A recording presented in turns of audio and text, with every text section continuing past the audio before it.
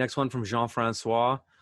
In an old YouTube video on water consumption at the Urban Farmer, you talk about the cost you have to pay for the water. Well, I asked myself what kind of setup you have to put in place. Do you use the city infrastructure, or did you have to receive it by truck? No. In my local city, we don't have to pay for the water, and I'm not sure there is any rules for urban farming. So I would like to have an idea before contacting my locality about this.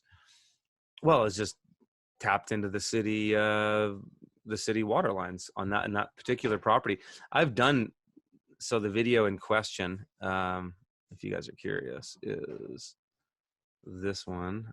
Pull it up here. Where's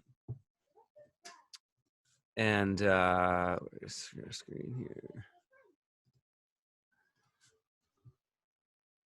This one here, where I talk about this one particular plot.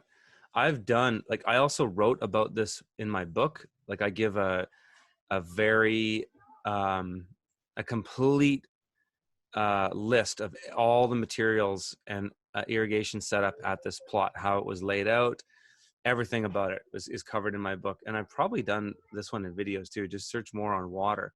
But yeah, that water just came from the city, just piped in, just like any other house would. So certainly not trucked in. It's in a city, right? So we're not going to be trucking in water in a city. But yeah, that's how that goes. Yeah, that's basically your question. So that's the answer. I see some other comments on there.